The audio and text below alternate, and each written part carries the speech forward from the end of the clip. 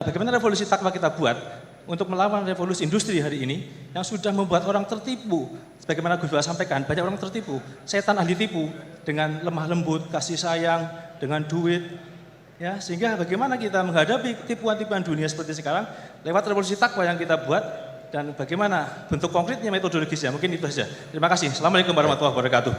Bagaimana sih gitu cara kita menangkis agar tidak terjerumus atau terjerat dengan pembahasan-pembahasan yang kurang penting dan menjerumuskan kita ke dalam sesuatu yang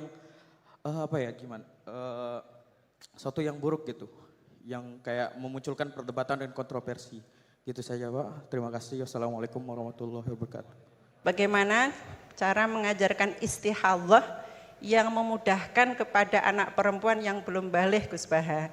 Karena kalau kami jelaskan dengan menghafal dan memahami syarat-syarat tamyiz, mereka kesulitan. Dan kalau perempuan tadi sudah paham belajar istihadah tanpa memahami tamyiz, apakah selanjutnya perempuan tersebut harus belajar istihadah dengan memahami syarat-syarat tamyiz? Sampun.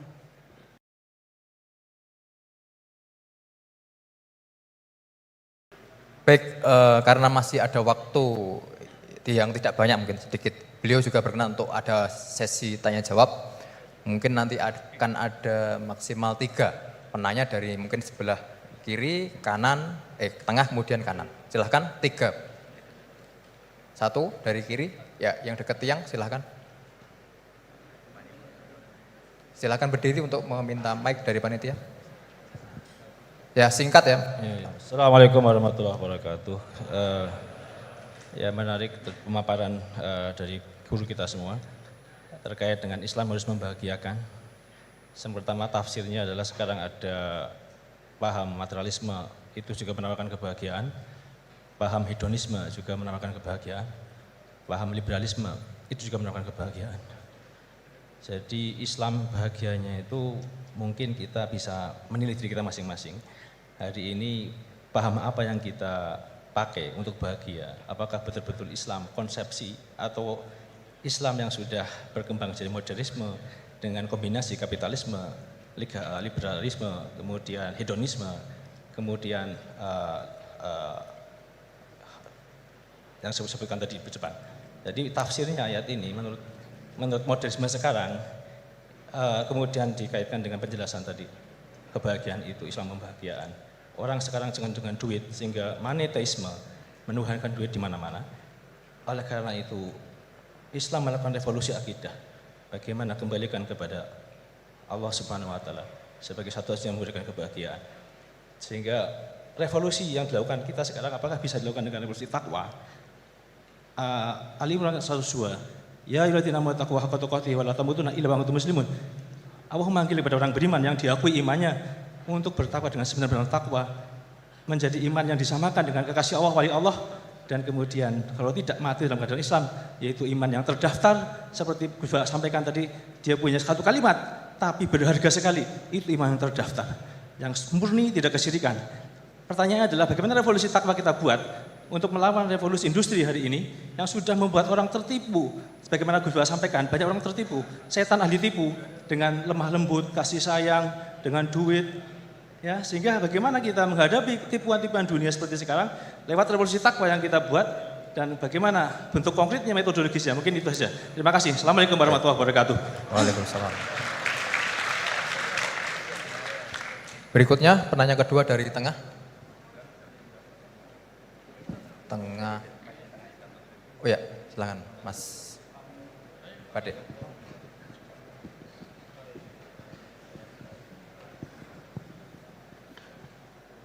Bismillahirrahmanirrahim. Assalamualaikum warahmatullahi wabarakatuh. Sebelumnya terima kasih saya ucapkan kepada Pak Fajar sebagai moderator telah mempersilahkan saya dan memberi kesempatan.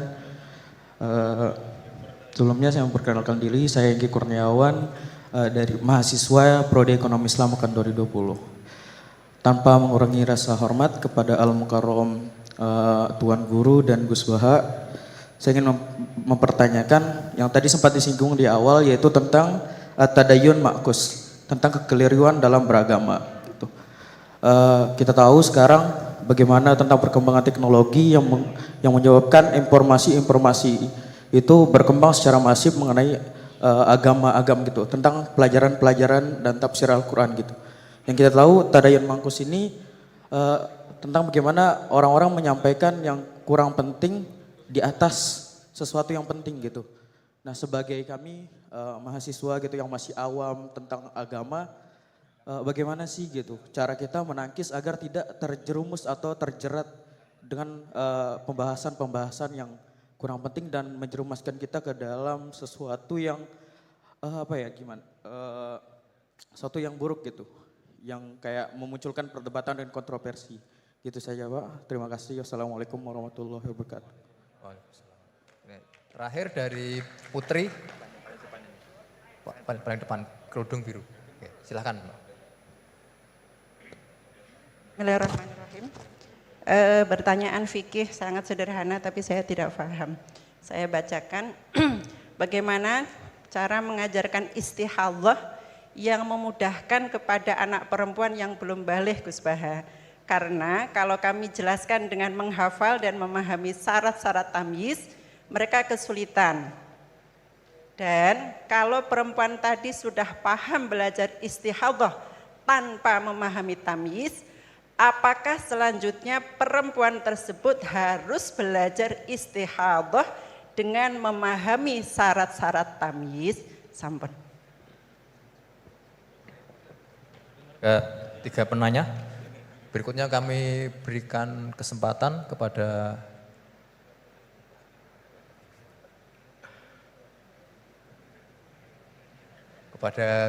Gus Baha untuk menjawab.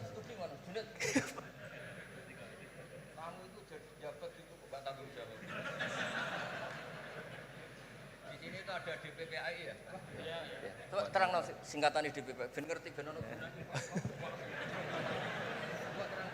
Baik hadirin yang berbahagia, di spirit yang diperintahkan oleh Gus Baha bahwasanya di UI ini ada DPPI, Direktorat Pendidikan Pembinaan Agama Islam. Jadi menurut beliau itu Maksudnya supaya jawab gajinya bendonya akhirat. Menurut beliau yang berhak menjawab itu adalah orang DPPI, waduh, karena yang bertanggung jawab atas Islam di UI. Ini tak bantu.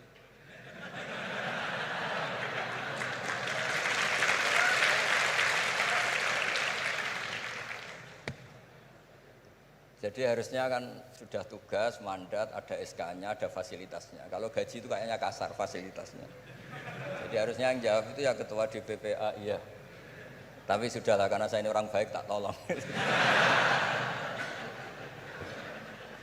Begini ya, jadi perspektif Islam atau taqarrub ilallah itu mulai dulu itu orang mau tidak mau subjektif, tapi hukum pokoknya sama. Misalnya orang mencintai Allah, ada yang saking mencintainya itu tidak pernah nyebut Allah. Ada wali itu mencintai Allah tidak pernah nyebut Allah. Karena dia takut ini nama sakral, jangan-jangan dilecehkan. Imam Malik itu pernah ada seorang pengemis datang, ya Imam Malik saya minta uang. Imam Malik jawabnya itu, saya tidak punya uang, baru tidak bawa uang, juga tidak punya uang. Kamu besok ke rumah saya atau nanti ke rumah saya, tak kasih uang. Terus diberi nasihat sama temannya. Halal itu mbok yawa Anda ngomong rozakokallah, ya semoga Allah memberi rezeki kamu. Jawabnya Imam Malik itu apa? Saya masih hafal teksnya. Fa'ana ujillu ismallahi ta'ala an askuro indaman yakrohu sama'ahu, ada yang baca sima'ahu walau dimna jumlatin. Saya tidak mau nyebut nama Allah pada orang yang nggak suka nama itu, meskipun tuh hanya secara eksplisit. Artinya kalau dongak itu serang di duit, jaluk duit untuk itu kira-kira itu. Wong saya mintanya uang kok dikasih apa? Doa. Jadi kadang-kadang orang cara mencintai Allah itu, lah ya bagi pengemis tadi rozaqallah itu maknanya kan nggak mau memberi kan? Doa tadi kan disimpulkan nggak mau memberi. Sama seperti kita di Jawa ada keponakan misalnya mau mondok pamit padenya, kata padenya, ya wis le tak sangoni slamet, ya sudah tak sangoni slamet. Slamet ndonga tok gak modal akeh tunggale. Nah, berdoa saja tanpa modal. Nah, Sayyidina Umar radhiyallahu anhu itu diantaranya orang yang meriwayatkan hadis Innallaha ta'ala kallafani an asrifa an du'a. Allah memaksa saya, menugaskan saya supaya tidak semuanya itu dikonsultasikan kepada Allah Subhanahu wa taala. Sehingga banyak kiai kalau ada orang potongan rai mustajab, wajahnya itu tidak meyakinkan mustajab doanya. Iya saya ini miskin, utang saya banyak. Nggak akan diijazahi disuruh doa atau duha atau baca waqiah. Karena sekali itu dipraktekkan dan kita tahu potongan gak mandi, itu nanti nyalahkan institusi doa. Jute saya duha juga tetap miskin, saya doa juga tetap miskin. Daripada Allah disalahin mendingan pon sing kerja tenanan. Sayyidina Umar ketika ada orang minta uang dan minta doa, kamu harus kerja yang serius. Fa innas sama ala tumtiru daban, langit tidak akan menghujankan apa? Emas. Jadi di mana-mana mencintai itu ekspresinya macam-macam. Ada ulama yang saking senangnya umatnya Nabi senang silaturahim. Ada ulama yang saking senangnya Nabi gak suka silaturahim dengan arti berkunjung karena itu dianggap mengganggu. Teman kita punya anak, punya istri, kadang pas harmonis kita datang terganggu. Wong saya pernah dolan di orang, pas tukaran sama istrinya, itu berhenti dulu ada Gus Pak, nanti teruskan. Ternyata orang tengkar itu diganggu juga gak suka. Jadi tiket, cek, ono Gus Pak, kok terus no. Jadi ternyata orang bertengkar juga gak mau diganggu. Setelah itu tak tanya, tadi diteruskan tengkar aja, materinya lupa. Materi untuk nyerang istrinya lupa. Nah begitu juga zaman Rasulullah SAW. Banyak sahabat yang saking senengnya Nabi sering sowan istifadah. Ada yang saking senengnya Nabi nggak sowan, takut ganggu. Nabi punya keluarga, punya anak, punya istri. Ada yang saking senengnya Nabi, kalau ketemu Nabi itu melihat wajahnya sampai dia tahu detail wajah Nabi kayak apa, rambutnya kayak apa. Ada juga yang sama sekali ditanya, sifli wajah Rasulullah, tolong ceritakan ke saya wajah Nabi itu kayak apa. Saya tidak pernah melihat wajahnya Nabi. Loh, Anda ini sahabat masa tidak melihat wajahnya Nabi? Ijlalan rasa kalau ketemu beliau itu hormat sekali sampai gak berani menatap mukanya. Sama-sama seneng, tapi ekspresinya beda. Saya kalau ngaji usul fikih di pondok saya sering cerita, fal yukrim dhaifahu fal yukrim jarahu itu Islam hanya memerintahkan ikram, memuliakan. Tapi prakteknya beda-beda. Di kampung kamu ketemu tetangga, tidak tanya itu sombong. Tapi kalau di kota ketemu tetangga tanya, namanya kepo. Dianggap ganggu privasi. Sama-sama maknanya ikram. Ibnu Abbas itu kalau sholat cepatnya bukan main. Katanya seneng Allah, munajat. Lah kok seneng cepat? Berarti gak begitu seneng. Tapi Ibnu Abbas kebalik cara tanya. Kenapa kamu kalau sholat cepat? Setan nata-nata mau goda saya, ternyata saya selesai. Jadi kecelik dia. itu juga ilmu. Ya artinya cara itu tidak usah distandarkan. Gitu. Ya monggo lah, sementing ada sanatnya. Ada apa? Ada sanatnya. Ya saya seperti datang ke sini itu mungkin bagi Anda bagus. Wah Gus Pak kersorawo alhamdulillah. Jari santriku, waduh gak ngaji meneh diganggu wong UII. Jadi Anda statusnya bagi saya pengganggu. Nah, itu juga yang terjadi di tafsir. Wasab'atin idza raja'tum. Ada pelanggaran tertentu di puasa, itu kafarohnya itu fasyamu salasati ayamin fil haji wasab'atin idza raja'tum. 7 ketika kamu pulang. Itu kata Abu Hanifah, 7 hari ini boleh dilakukan di kawasan Mekah. Asal selesai haji sudah. Tapi bagi Imam Syafi'i pulang itu harus sudah sampai rumah. Sekarang saya beri pertanyaan. Ketika Pak Fajar ini acara selesai, terus dia pamit saya pulang. Gus saya tak pulang. Bagi saya dia sudah pulang meskipun masih di jalan. Tapi bagi istrinya istilah pulang kalau sudah sampai rumah. Lalu idza raja'tum itu pulang itu menurut siapa? Mas Majdi nanti ketika sudah pamit di bandara kita bilang sudah apa? Pulang. Tapi kata istrinya belum. Sama-sama istilahnya wasab'atin idza raja'tum. Ada kiai itu tidak pernah mikir Islam sama sekali. Sebenarnya sama Islam bukan main, tapi gak tahu mikir Islam. Tak tanya Islam agamanya pangeran Gus, mbok pikir keliru, ono sing duwe. Islam itu milik Allah, ya, mesti diurus sama Allah. Tidak usah kamu pikir. Allah sendiri nanti yang ngatur Islam. Ternyata saking tawakalnya nggak mikir. Ya ada juga yang mikir Islam semangat malah keliru saking semangatnya. Ya macam-macam. Sama-sama mencintai Islam. Coba kalau kamu seneng sama anak-anak, anak kamu main pakai motor atau pakai ontel. Pilihannya dua, kamu peduli, ayo kawal nanti kalau jatuh, ayo kawal sama pembantu ini nanti kalau jatuh. Itu ya bukti cinta. Ada enggak? Sembarno ae wis pinter. Anakku wis pinter, nak tiba tangi dhewe, anakku sudah pinter kan. Itu juga penghormatan pada anak. Jangan kira makna seneng itu harus terbentuk satu versi. Seneng anak ya nak dolan dikawal. Ternyata yang membiarkan juga bentuk penghormatan bahwa anak ini sudah mandiri. Ya, terus yang masalah istikhadah itu masyhur itu di riwayat Hamnah binti Jahsh. Hamnah itu haidnya melebihi hari wajar. Terus sama Nabi, sudah kamu saya haidkan sesuai tanggal yang sebelum kamu kena penyakit ini. Itu kamu anggap haid, lainnya kamu anggap istikhadah. Itu istikhadah paling gampang. Ikuti saja fatwanya Imam Syafi'i. Jadi misalnya Januari kok 6 hari, Februari kok sampai terus mulai ada penyakit sampai 1 bulan keluar darah, Maret keluar darah, itu kata Imam Syafi'i ngikuti riwayat tadi, sudah kamu fatahayadi, terus sitata ayam, sabata ayam, terus Nabi ngendikan kamu menghaidkan seperti bulan-bulan sebelum kena penyakit istikhadah itu. Lainnya di istikhadohkan. Itu namanya rudat ilal adat. Jadi supaya ndak ribet pakai tamyiz diukur. Ini darah ini lebih kuat dibanding ini, yang lemah ndak kayak sing tukang delok ya sapa gitu. Apalagi yang ditanya itu lelaki gitu tuh. Oh, itu kan ya agak repot lah, coba lah. Agama ini tidak perlu repot-repot seperti itu. Jadi ini sebagai senior saya kasihan sama Pak Junet ini. Harusnya beliau nanti yang kena hisab pasti Pak Junet. Jabatannya mau, tanggung jawabnya nggak mau. Ya tapi kebetulan ada orang baik di sini ya, alhamdulillah saja.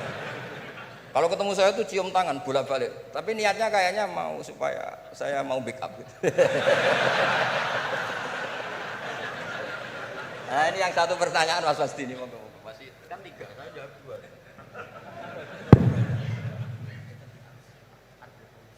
Harus evolusi teknologinya bagi agama. Oh iya, ya sebenarnya kan perubahan-perubahan itu setiap masa terjadi ya. Ya kita menganggap perubahan hari ini perubahan yang paling penting ya karena kita hidup di dalamnya. Tapi bagi generasi-generasi sebelum kita ya perubahan yang terjadi pada masa mereka itulah yang paling penting gitu. Dan beragama kita hari ini ya itu kan juga sebagiannya dibentuk dari bagaimana para ulama kita dulu merespon perubahan-perubahan yang ada pada masa mereka. Jadi kalau kita lihat jangankan yang sekarang ya Gus ya, bahkan pada masa Imam Syafi'i pun kan, dan masa-masa para imam mujtahidin ya mereka itu sangat membuka diri dan melihat dinamika-dinamika yang terjadi dan menjadikan ya hal-hal yang terjadi di tengah masyarakat itu sebagai bahan penting untuk merumuskan pandangan keagamaan. Dan karena itu kalau misalnya Al-Azhar ya, Al-Azharus Syarif itu sekarang punya perhatian hanya 3 hal saja ya ketika bicara tentang pemikiran keagamaan. Yang pertama tafkik al-fikril mutatarrif. Jadi membedah dan mempreteli pemikiran yang ekstrim, mengembalikan kepada manhaj wasati. Itu yang pertama. Kemudian yang kedua tajdid al-khitab ad-dini, yaitu memperbaharui al-khitab, cara kita menyampaikan sebenarnya kan al-khitab itu kan cara kita mengajak orang beragama. Supaya cara kita mengajak orang beragama ini tidak membuat orang semakin jauh dari agama, ya. Jangan membuat ya seperti tadi beliau sampaikan, bahkan Rasul pun hati-hati ya, ketika menjawab pertanyaan dari masing-masing sahabatnya. Enggak ada Rasul itu gebiah uyah. Ya pokoknya ini mentang-mentang ini sahabat saya semua, saya kasih satu patokan plek harus kayak gini, enggak ada. Yang nanya tentang mana amal yang paling afdol dilihat oleh Nabi kan gitu Gus ya. Dilihat kira-kira oh ini ternyata orang yang kaya misalnya. Oh amal afdol itu paling banyak adalah berinfak, paling bagus. Dilihat kayak begini keadaannya macam-macam disesuaikan sesuai dengan mukhatabin. Itu Rasul. Ya, para sahabat juga begitu. Artinya apa? Beragama itu adalah sesuatu yang hidup. Tadayun itu ya taharruk, bergerak terus. Ya. Nah tadi disampaikan bagaimana cara kita merespon dalam situasi yang berubah seperti ini. Yang pertama yang gak usah galau. Tadi beliau sampaikan agama ini milik Allah Ta'ala. Jadi kita jangan menggalaukan diri kita, menganggap diri kita lebih penting. Ya. Tidak ada manusia yang sangat penting sehingga dia tidak tergantikan dalam kehidupan. Kecuali para nabi dan rasul. Ya, siapapun itu. Fungsinya pasti akan ketika sudah masanya dia pasti akan digantikan. Dan semua orang menunaikan tugasnya sesuai dengan kewenangan serta apa yang diberikan oleh Allah Subhanahu wa taala. Jadi tidak usah kita galau ya. Yang paling penting adalah menurut saya, ya terus kita ngaji seperti ini. Untuk mendiskusikan hal-hal bagaimana kita bisa beragama masing-masing nyaman semuanya ya. Kita bisa beragama dengan nyaman, dengan tenang. Seperti tadi kata guru saya, is'adul insan fid darain. Supaya kita beragama dan kita bahagia. Ya, beragama bahagia. Ya, dan itu memang pesan dari Islam. Adapun isme-isme yang disampaikan tadi, yaitu ijtihad manusia saja. Ya, hari ini kita kan begini, umur biologis kita kan pendek, 60-70 tahun. Maka isme-isme yang tumbuh berkembang di tengah-tengah kita hari ini kita anggap sebagai sesuatu yang sangat penting, ya, sesuatu yang merupakan pencapaian luar biasa hebatnya. Tapi kalau kita letakkan diri kita di dalam spektrum sejarah yang panjang, maka itu hanya bagian dari ijtihad yang manusia. Ya. Sehingga menurut saya tidak perlu kita kita istilahnya apa ya? Seakan-akan isme-isme itu akan menggantikan Islam, enggak. Yaitu ijtihad manusia. Besok akan ada isme-isme baru, tapi al-Islam ya'lu wa la yu'la alaih. Islam akan tetap tegak teguh. Insyaallah mudah-mudahan kita berada di dalamnya, bagian dari itu semua. Itu saja yang dapat saya sampaikan. Terima kasih sekali lagi atas kesempatan pada hari ini, Pak Rektor, Bapak Kepala Badan Wakaf dan semua. Jazakumullah khairan katsira. Mudah-mudahan kita bisa jumpa dalam kesempatan yang lain. Assalamualaikum warahmatullahi wabarakatuh.